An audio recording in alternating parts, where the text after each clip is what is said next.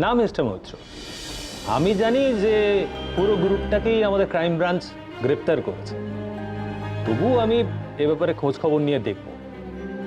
আর ঋষির নিরুদ্দেশ হওয়ার পেছনে এই দলটার কোনো সম্পর্ক আছে বলে আমার মনে হয় না। তাহলে স্যার ঋষিকে খুঁজে বার করার ব্যবস্থা করুন। সকাল সকাল সদর দরজা খোলা পাওয়া গেছে বাড়ির, আর আমাদের বাড়ির সামনে যে রাস্তা আছে সেখানে একটা হেলমেট পড়েছিল যেটা ঋষি পরতো।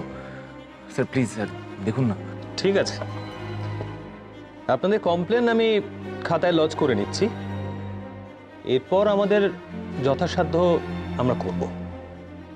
হ্যাঁ দেখুন, পিপুলতলা একটা খুব সামান্য ছোট্ট জায়গা। এর মধ্যে অতটুকু বাচ্চা বাইরে যেতে গেলে কারো না কারোর নজরে নিশ্চয়ই পড়বে। আমার মনে হয় ও পিপুলতলাতেই আছে। কোনো রকম বকাঝকা করেছিলেন নাকি? না, আমরা আসলে ডিসাইড করেছিলাম যে ওকে না হস্টেলে পাঠিয়ে দেবো, তাই। আমরা বলো না আলো, ওটা তোমার একার ডিসিশন ছিল।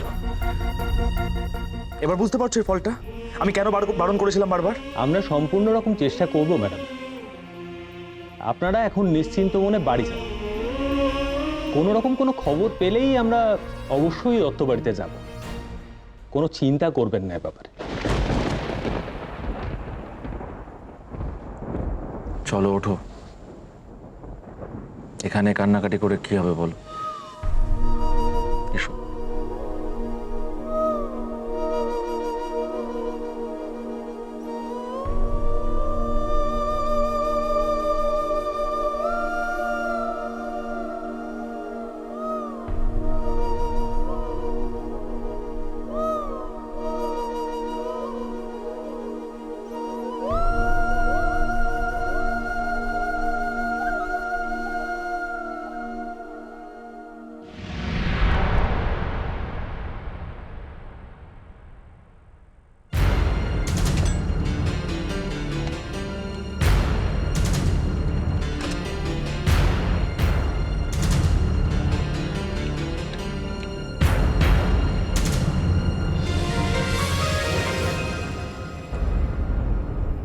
এসো না, এসো। বলেছিলাম না এখানে অনেক কিছু আছে। এটা তো আরাদিনের গুহা। ভয় পাচ্ছ? এসো না, এসো। তুমি রাজা হবে। এসো এসো।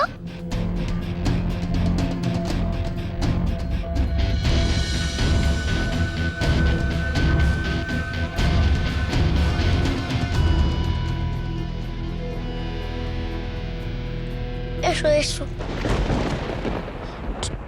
তুমি যে চাবিটা আন্টির ঘর থেকে নিয়ে এসছো, আন্টি কি জানে? যদি জানতে পেরে যায়? ঘরে নেই তো। তুমি তবু একবার গিয়ে দেখে এসো না আন্টি ঘরে আছে কিনা। তুমি ভয় পাচ্ছ? ঠিক আছে, আমি যাচ্ছি। আন্টি, আন্টি, দে চাবিটা শিগগিরই দে। আমি তোকে এই ঘরে কিছুক্ষণের জন্য বন্ধ করে দিচ্ছি। আমি কিন্তু একটু পরেই বেরিয়ে যাব, আর কায়দা করে ঋষির হাতেই চাবিটা দিয়ে যাব। তুই কি করবি মনে আছে তো? ইয়েস, আমি বলবো ঋষি আমাকে এই ঘরটাতে লক করে দিয়েছে, আর সেন্সলেস হওয়ার অ্যাক্টিংও করবো। Very good, very good. কিন্তু আন্টি, আমি যদি এসব করি, ইচ্ছে আর ঋষিকে হস্টেলে চলে যাবে। আরে সত্যি চলে যাবে, নাহলে এত বড় গেম কেউ খেলে? তেমন ঘরে যা।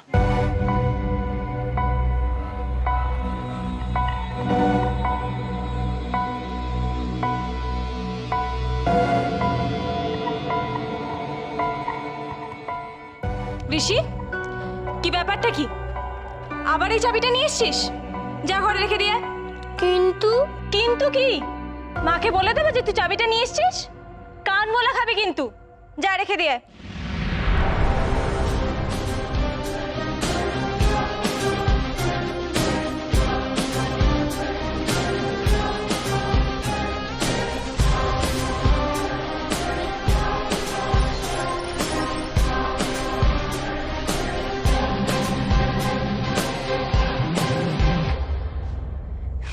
এই নে অ্যান্ডি, চকলেট মিল্কশেক।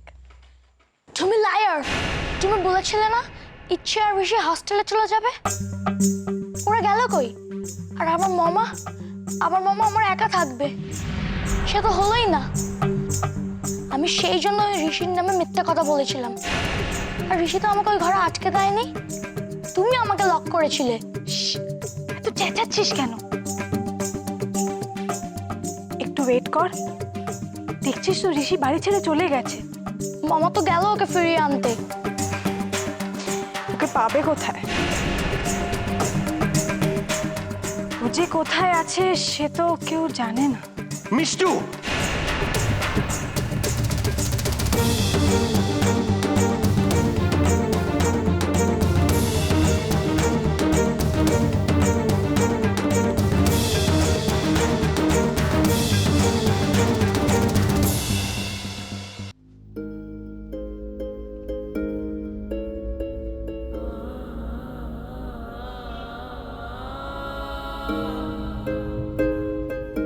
আমি জানি না ইচ্ছেকে কি বলবো। কেঁদে কেঁদে ওর শরীরটা আবার খারাপ না হয় সেটাই টেনশন এর।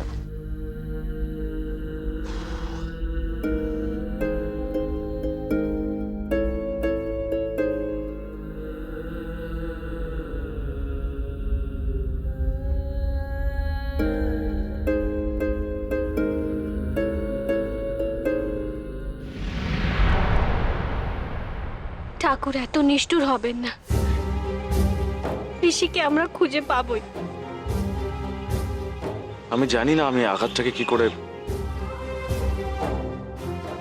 আমি মেনে নিতে পারছি না। আলো, যে ছেলেটা চোখের সামনে সারাক্ষণ ঘুরঘুর করে বেড়াতো, বাবাই বাবাই বলে ডাকতো, আমি জানি না ওকে না পেলে আমি কি করব। আমার না মাথায় কিছু আসছে না। আমি বারবার বলেছিলাম ঋষি আনন্দকে ওই ঘরে লক করে দেয়নি, ওই কাজ করতে পারে না। তুমি তো কোনো কথাই আমার শুনলে না। না, তোমার কি প্রবলেম জানো? তুমি না সবসময় নিজের দোষটা দেখো, অন্যরাও যে দোষ করতে পারে সেটা তুমি মানতেই চাও না। বলো, তোমার যা ইচ্ছে হয় আমাকে বলো, আরো কথা শোনাও আমাকে। আমার অবস্থায় থাকলে তুমি বুঝতে পারতে যে আমি কেন ঋষিকে হস্টেলে পাঠানোর কথা বলছি। তোমার এই অবস্থাটা তুমি নিজে তৈরি করেছো। আই এম সরি, বাট এটা সত্যি।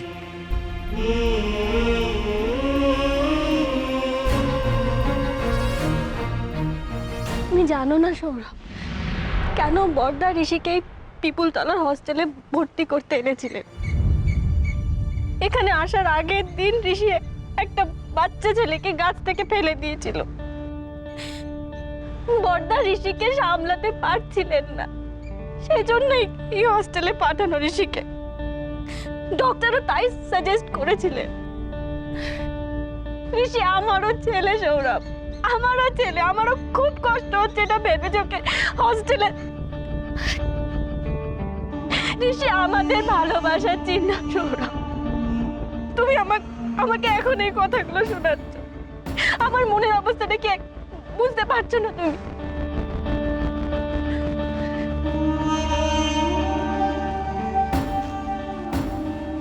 যদি ঋষির আবার কিছু হয়ে যায়, আলো,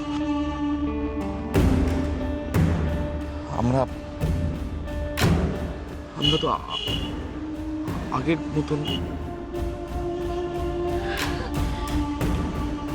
কি বলবো বল।